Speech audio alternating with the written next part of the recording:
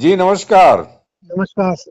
हम बातचीत कर रहे हैं लेखक कवि आलोचक डॉक्टर गोपाल किशोर सक्सेना जी के साथ दिल्ली से। जी जी तो ये जो महाकुंभ में जो बाबा जो आईआईटी बाबा अभय सिंह ग्रेवाल हरियाणा के हैं और आईआईटी किए हुए हैं मुंबई से। और जी आपने देखा होगा कि उनको लेकर के कई तरह के वो सवाल अपने माता पिता को लेकर भी उठा रहे हैं।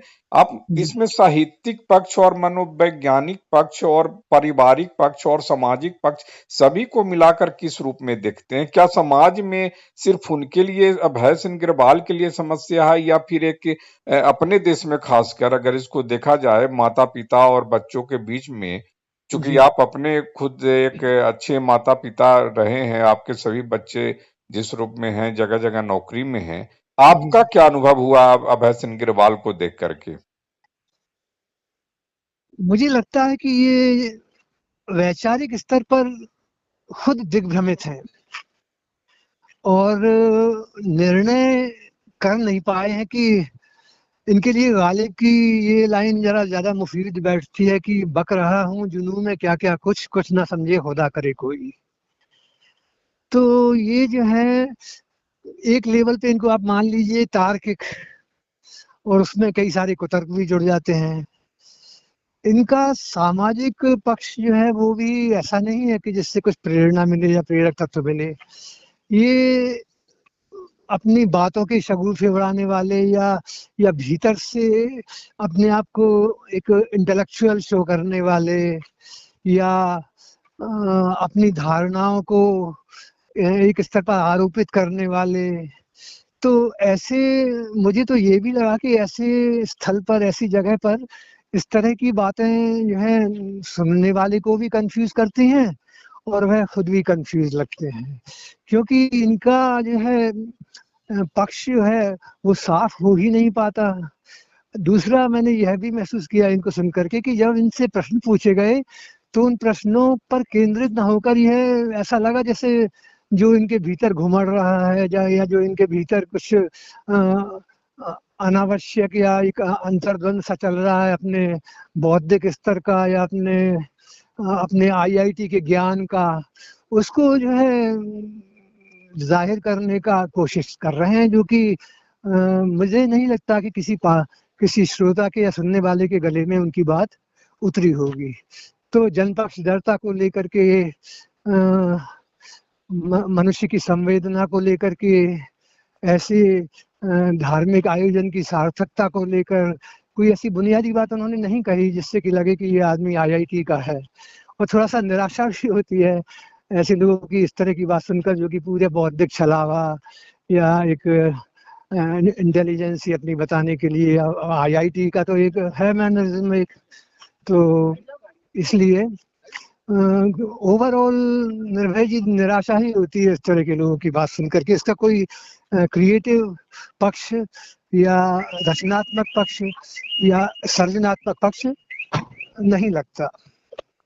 पेरेंटिंग को लेकर जो कह रहे हैं, माता पिता को लेकर कह रहे हैं, जी उस बातचीत से आप पे कितना मने कहा जा सकता है कि असंतोष आपके मन के अंदर भी है कि वहां से जो ट्रॉमा इनके अंदर पैदा हुआ, ये जी भारतीय समाज को अगर आप देखते हैं कि माता पिता और बच्चों के संबंध को लेकर के इसमें क्या जी सच्चाई है जी आपकी नजर में? आप देखिए एक तो इसमें उनका ये पक्ष काम कर रहा है कि वो जनरेशन गैप को लेकर के अपनी बात कह रहे हैं। और जनरेशन गैप एक प्रक्रिया तो है, जनरेशन गैप को लेके एक बात तो है कि दो धारणाएं दो विचारधारा दो जीवन स्तर मिलते हैं, लेकिन उनके बीच एक तालमेल की और एक समझ-बूझ की प्रक्रिया चलती रहती है। इसलिए उन्होंने इस बात को भी जो उठाया है वो उसका कोई बहुत मनोवैज्ञानिक या मनोविश्लेषणात्मक तथ्य मुझे नहीं मिला उसमें भी। जी। जी। तो हेलो। ये जो है मुझे मुझे निष्कर्ष रूप में निर्भय जी ये महसूस हुआ कि ये बड़े अपने आप को तार्किक रूप में प्रस्तुत करने की, एक कंफ्यूज मनुष्य के रूप में प्रस्तुत करने की, एक जिसे कहें कि अपने अपने आईआईटी के जो उनका मैनरिज्म है, जो उनका वो है, उसको जो अपने सामने वाले प्रश्न पूछने वाले को प्रभावित करने के लिए इस तरह की बात करने वाले मिलती है। मुझे बड़ी निराशा हुई कि एक आईआईटी का आदमी जो है अपने किसी भी विषय के कंसेप्ट को, अपने किसी भी विषय के निरूपण को, उसको जस्टिफाई करने को नहीं कर पाया। तो वो मैंने इनको 4-5-6 बार सुना पत्रकारों की बातों में, इन समय तो मुझे कहीं से भी ये नहीं लगा कि एक बहुत सुलझा हुआ आदमी जिसने जो है एक अच्छी उपाधि प्राप्त की है और जो जीवन और जगत से थोड़ा जुड़ा हुआ भी है, वो ऐसी जगह पर इस तरह की बात करने में मुझे लगा कि वो जो है, मुझे एक शब्द में कहूँ तो कंफ्यूज लगे मेरे लिए निर्भय जी। तो कंफ्यूजन कहाँ कहाँ आपको दिख रहा है?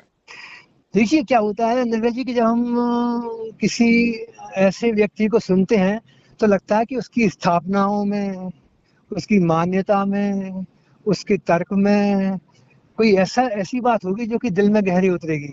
तो वो एक तो उनके बोलने में जो वो एक विचारपूर्ण धैर्यता, एक विचारपूर्ण सामंजस्य होता है, वो नहीं मिला। और वो लगा कि वो जो है अपनी बात को आरोपित सा भी कर रहे हैं, आरोपित, और एक जो होता है कि बहुत बहुत आत्मविश्वास से परिपूर्ण, या अपनी बात को जो उनके जीवन अनुभव रहे हों, जो उनके जीवन में गुजरे हों, उसको लेकर कह रहे हैं। तो मुझे लगा नहीं कि वो जो है इतने इतने सक्षम है उस बात को कहने में। मुझे लगा कि वो जो है एक अपनी बात को जस्टिफाई करने के लिए, अपनी बात को पुष्ट करने के लिए, या कुछ तो भी सिद्ध करने के लिए अपनी बात को वो पत्रकारों के सामने प्रस्तुत कर रहे हैं। उसमें कोई ऐसी धारणा या ऐसा अनुभव या ऐसा पक्ष नहीं मिला जिससे कि संतुष्टि प्राप्त हो हम जैसे लोगों को सुनने में। पेरेंटिंग को लेकर जो कह रहे हैं, क्या ये एक सच्चाई है भारतीय संदर्भ में, भारतीय सामाजिक संदर्भ में? जी, पेरेंटिंग किसको? को, राइटिंग माता को पिता, लेकर? मतलब माता पिता को लेकर जो कह रहे हैं, पेरेंटिंग को लेकर कह रहे हैं, माता जी पिता पेरेंट्स को लेकर के जो अपनी एक धारणा बना रहे हैं जी कि इस तरह के माता पिता होते हैं जो एक कंज्यूमर स्वभाव के माता पिता होते हैं, अब अपने बच्चों में लगाते हैं, उसका एक इंटरेस्ट पाने की एक जो कोशिश करते हैं, उसमें जी जी। बच्चे जो है ट्रॉमा से गुजरते हैं, माता पिता को इसका ख्याल नहीं रहता है। हाँ, ये एक बात थोड़ी समझने की है निर्भय जी, जो ये कह रहे हैं। ये जनरेशन गैप में ये बात आती है, और माता पिता अपने बच्चे की रुचि के अनुरूप, या बच्चे के स्वभाव के अनुरूप, या बच्चे के जीवन के अनुरूप ना करके अपनी बात को अगर आरोपित करते हैं, तो उसमें तो वो यहाँ पर तो उनका पक्ष थोड़ा ठीक लगता है कि ऐसे में तो बच्चा ट्रोमा में जाना स्वाभाविक है। बच्चे के भीतर एक इस तरह का भाव आना कि वो डिपेंडेंट है पूरी तरह से, और उसको अपने अपने व्यक्तित्व, अपने कृतित्व को लेकर एक हीन भावना भी आ सकती है। तो यहाँ तो निर्भय जी लगता है कि वो एक जनरेशन गैप के हिसाब से माता पिता की ये बात कि वो एक अभिभावक के रूप में अपनी बात को आरोपित करें, तो वो उससे उसका प्रभाव तो बच्चे पर विपरीत पड़ता है। यहाँ सही है, वो लगता है थोड़ा सा।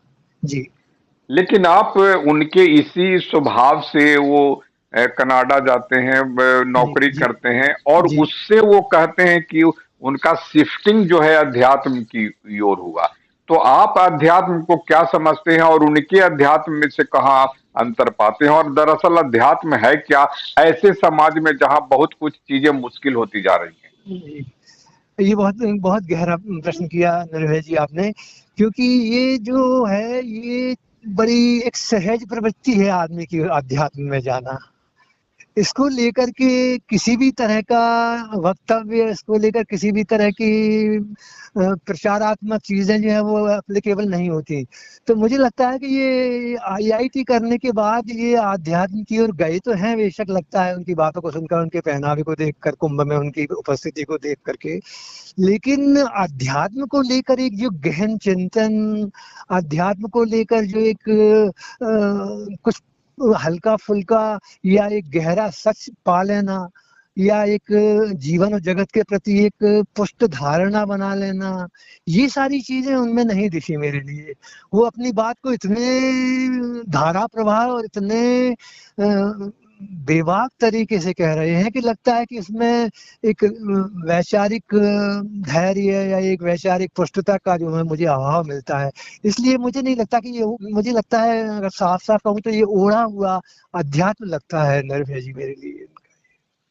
अध्यात्म का जो रूप है, माने अगर मान लीजिए जी आईआईटी एक जी विज्ञान या इंजीनियरिंग के बैकग्राउंड से अगर कोई आते हैं और जी चीजों को समझना चाहें, तो जी उस उनमें कैसी अनुभूति होनी चाहिए जिससे समझ में आए कि दरअसल ये अध्यात्म में है और जी आध्यात्मिक यात्रा पर चल रहे हैं, ऐसे जी कैसे उसको समझा जाए? जी जी जी जी, अच्छा अच्छा प्रश्न है ये आपका।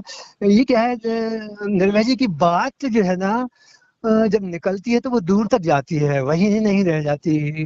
तो उनकी बात सुनकर लगता है कि ये कुछ या तो तात्कालिक प्रभाव या कुंभ में अपने आप को एक प्रदर्शित करने का आध्यात्मिक संत, ये सारी चीजें लगती हैं आरोपित। बाकी जो एक गहन अनुभव से गुजरना, दर्शन को लेकर के एक ऐसी ऐसी बातें करना जो सुनने, देखिए क्या है इसमें सुनने वालों के लिए जो है सबसे महत्वपूर्ण पक्ष तो सुनने सुनने का है। इसमें सबसे जरूरी और महत्वपूर्ण पक्ष तो निर्भय जी इसमें सुनने वाले पर उसका क्या प्रभाव पड़ रहा है वो है कि आपने क्या पाया आध्यात्मिकता में। आपने अपने जीवन में जो अनुभव लिए कनाडा में या आईआईटी करने के बाद या आध्यात्म में उतरने के बाद, आपने क्या जीवन अनुभव लिए और आपने क्या साक्षात्कार किया, जिसे आप सत्य कहें या जिसे आप सांसारिक भौतिक आध्यात्मिक मानसिक कहें, तो वो आपने क्या हासिल किया, वो चीजें श्रोता को सुनने के बाद नहीं मिल पाती जिसकी वो अपेक्षा करता है। इस तरीके से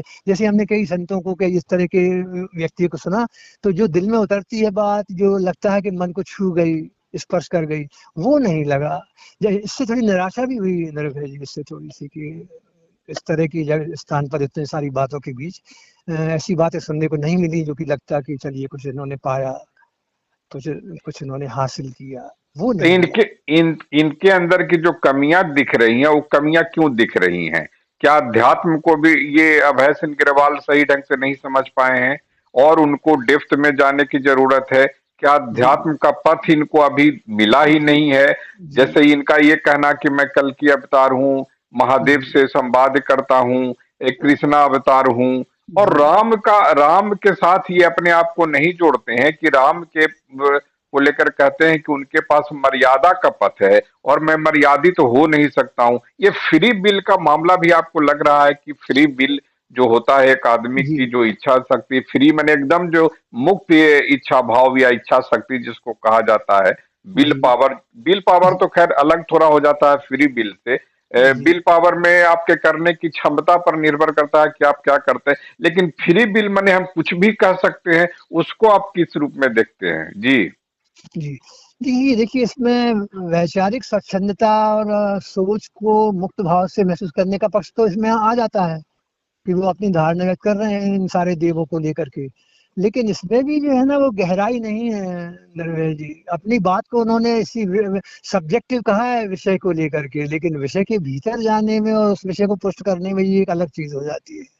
वो बहुत बेबाक और बड़ा एक जैसे जैसे कथित क्रांतिकारी वक्तव्य देने की कोशिश करते हैं वो, और अपने आप को भीड़ में अलग जाहिर करने का, या एक जो जो जो इस तरह के प्रचलित विचारक होते हैं संत, उनसे अपने आप को अलग करने की कोशिश करते लगते हैं। इसमें उनका कोई सबल या प्रमाणिक वैचारिक पक्ष इसमें भी नहीं मिला। इस बात की भी मुझे निराशा हुई निर्भय जी।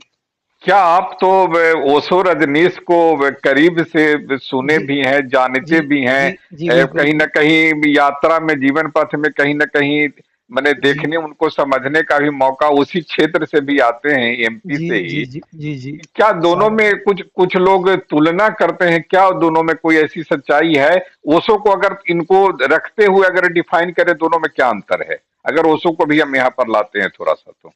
जी, ओशो के बारे में एक बात मैं कह सकता हूँ इनके अलावा, कि ओशो की जो है एक तो अद्भुत तार्किक वो लगे मेरे लिए, क्योंकि तर्क भी जो है गले में अगर उतरता है और वो बैठता है भीतर, तो इस तरह की मुझे लगता है सदी के एक बहुत बड़े तार्किक के रूप में उनको स्थापित करते हैं।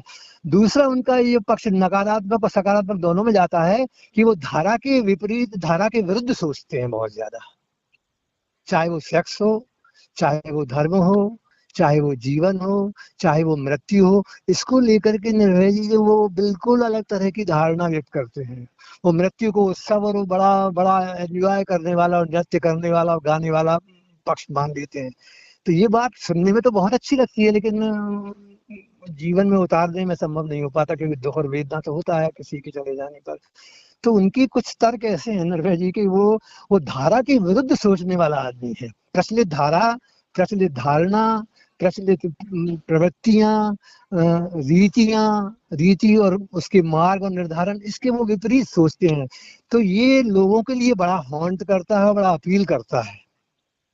वो जो है धर्म को लेकर के, राजनीति को लेकर के, जीवन को लेकर के ऐसी ऐसी धारणाएं, ऐसे ऐसे विचार व्यक्त करते हैं कि सुनने वाला या तो खोपड़ी में एक भक्क की आवाज आती है, आपसे ये शब्द कहते हुए मुझे लग रहा है कि ऐसा है, या फिर बिल्कुल आदमी सोचता कि ये आदमी कितना गजब या कितना अजीब सा, जो कि प्रचलित धारणाओं से बिल्कुल अलग है, वो उसको व्यक्त कर रहा है। तो आदमी मुतासिर तो थोड़ा सा हो जाता है उनसे, लेकिन इनसे तुलना का कोई मतलब भी नहीं है सर, क्योंकि अभी मुझे लगता है कि अपरिपक्व और एक युवा उसमें है, और मुझे नहीं लगता कि उन्होंने प्रायोगिक रूप में, व्यवहारिक रूप में और ये सामाजिक और इन सब रूपों में घूमने फिरने वाला ले लिया एक अनुभव, लेकिन वैचारिक पक्ष में और यथार्थ पक्ष में जो है अभी वो अनुभव नहीं लिया, जिससे कि ये जो है एक तार्किक भी या एक आध्यात्मिक स्तर पर कहीं पहुंचे हुए हम कह सके।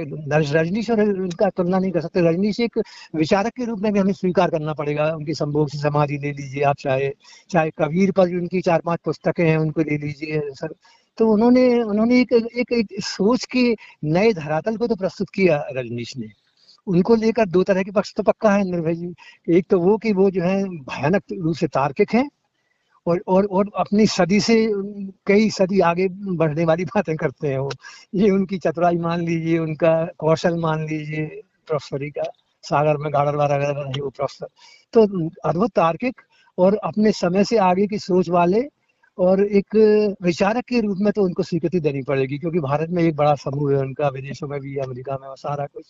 लेकिन इसके साथ कुछ वो चीजें जुड़ गई जो कॉमन है इनमें, IITN में और उनमें, कि अपने आप को ईश्वर घोषित करना निर्भय जी, ओशो के रूप में अपने आप को ऐसा करना कि वो अवतार हो, जैसा कि आजकल कई लोग कर देते हैं। तो ये चीजें कुछ इनकी अजीब सी है, लेकिन प्रतिभा के स्तर पर निर्भय जी कोई तुलना इनकी नहीं है। एक आखिरी सवाल की, क्या यही वजह है कि ये ओशो को इनकार करते हैं, रिजेक्ट करते हैं, वो कहते हैं कि उनमें धर्म नहीं है, ज्ञान तो है, अध्यात्म का ज्ञान है, और अध्यात्म के ज्ञान से लोग उनसे प्रभावित होते हैं, क्योंकि वो जो अध्यात्म का जिनको लेकर के वो कहते हैं वो तार्किक हैं, चाहे जिस किसी भगवान को लेकर। लेकिन ये जे कृष्णमूर्ति को स्वीकार करते हैं, ये कृष्णमूर्ति को ये स्वीकार करते हैं और ओशो को इनकार करते हैं। इसमें आपको क्या पंच लगता है या क्या पेंच लगता है? जी, इसमें कोई संदेह नहीं है कि कृष्णमूर्ति के विचार जो है ना, वो ज्यादा सतह पर, जमीन पर और एक गहराई पर उतरते लगते हैं। कृष्णमूर्ति की एक अलग तरह की धारणा है धर्म को लेकर, और रजनीश जी की जो धारणा धर्म को लेकर है, वो इस वर्तमान समय के दौर में थोड़ी ज्यादा प्रासंगिक लगती है निर्भय जी, क्योंकि धर्म को लेकर के जो इस समय वितंडावाद या धर्म को लेकर जो इस समय अफीम चाटने वाले नशा की तरह जो एक प्रवृत्ति चल रही है, उस पर जो कुठाराघात करते हैं रजनीश, तो रजनीश ज्यादा प्रैक्टिकल लगते हैं, और वो जो है मुझे वर्तमान दौर में धर्म की अवधारणा को लेकर, धर्म के विचार को लेकर ज्यादा प्रासंगिक लगते हैं मेरे लिए। कृष्णमूर्ति का अपना एक स्थान है, अपनी एक जगह है। ये तो आखिरी सवाल का ही एक और मैंने उसी से छोटा हुआ सवाल ये कि ये रिजेक्ट क्यों करते हैं अभय सिंह ग्रेवाल IIT वाले जो बाबा हैं, वो रिजेक्ट करते हैं और कृष्णमूर्ति को क्यों स्वीकार करते हैं? आपको क्या लगता है इसके पीछे का जो कि वास्ता या कोई रास्ता या फिर कोई जो विचार है वो? देखिए, अगर उन्होंने कृष्णमूर्ति को खूब गहराई से पढ़ा है ना, तो ये उनका विचार जो है ना, वो एकदम से हम अस्वीकार नहीं कर सकते। सर, कृष्णमूर्ति का अपना अपना एक बड़ा सकारात्मक पक्ष को लेकर, कृष्णमूर्ति तार्किक नहीं है सर। कृष्णमूर्ति तर्क नहीं करते, कृष्णमूर्ति धारा के विरुद्ध नहीं जाते। उनका एक बीए में हमारे पाठ चलता था, भय से मुक्ति। उसमें वो कहते हैं कि सबसे बड़ा भय जो है वो है मृत्यु का भय, और दूसरे नंबर पर वो कहते हैं सबसे बड़ा भय है अंधेरे का भय। तो इन चीजों को लेकर, जीवन और जगत को लेकर कृष्णमूर्ति ने जो स्थापनाएं दी वो ज्यादा सहज भी हैं और ग्राह्य करने के लिए भी, समझ में आने वाली भी है। और रजनीश के साथ एक ये मिथ जुड़ा हुआ है, धारणा जुड़ी हुई है कि वो तार्किक हैं अद्भुत, बहुत बड़े सदी के बहुत बड़े तार्किक मान दीजिए आप उनको, लेकिन गले उतरने के बाद भी है उसको उसको उसको सार्वजनिक स्वीकार्यता मिलना, या उसको बिल्कुल एक बड़े जन पक्ष धर्म में जुड़ जाना, जन पक्षधरता में या समूह में, वो ऐसा कुछ नहीं है सर। उनके तो जितने भी हैं अनुयायी, वो एक समझिए कि एक समूह या वर्ग विशेष ही, ऐसा नहीं एक सामाजिक क्रांति कर रही हो या एक बहुत बड़ा उन्होंने कोई बड़ा अवदान कर दिया हो भारतीय आध्यात्मिकता को लेकर, भारतीय दर्शन को लेकर या भारतीय चीजों को। तो कृष्णमूर्ति के अगर बारे में वो इस तरह की बात करें, उन्होंने पढ़ा है और उन्होंने कुछ तथ्य दिए हैं उनके विचारों के, तो वो बहुत गलत नहीं है निर्भय जी। तो क्या इस यही वजह है कि वे आईआईटी वाले अभय सिंह ग्रेवाल भी संवाद से भागते हैं या संवाद करना नहीं चाहते हैं, और ओशो को इसीलिए रिजेक्ट करते हैं? हालांकि संवाद करने में ओशो भी अपनी पसंद के संवाद को पसंद करते थे, हाँ, सभी सवालों का जवाब नहीं देते। ये बिल्कुल संवाद से क्यों भाग रहे हैं? आपको क्या लगता है ये जो आईआईटी वाले बाबा है संवाद से क्यों भागते हैं? आखिरी सवाल। हाँ, इसमें दो तीन चीजें काम करती हैं एक अध्यापक के रूप में अगर मैं कहूँ तो। एक तो अध्ययन की कमी सर, एक तो अध्ययन की कमी, और दूसरा जीवन और जगत के वायवी पक्ष को लेकर ही अपनी धारणाएं व्यक्त करना, उसके भीतर न जाना।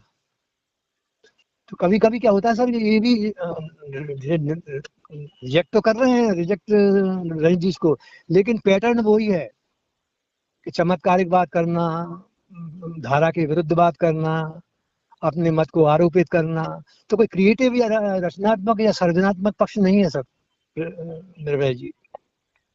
तो बातचीत के लिए आपका बहुत बहुत आभार। हम लोग आगे भी संवाद जारी रखेंगे। आपने समय निकाला उसके लिए बहुत जी बहुत शुक्रिया, आभार। शुक्रिया, जी बहुत जी, बहुत नमस्कार शुक्रिया। जी नमस्कार जी जी नमस्कार। जी।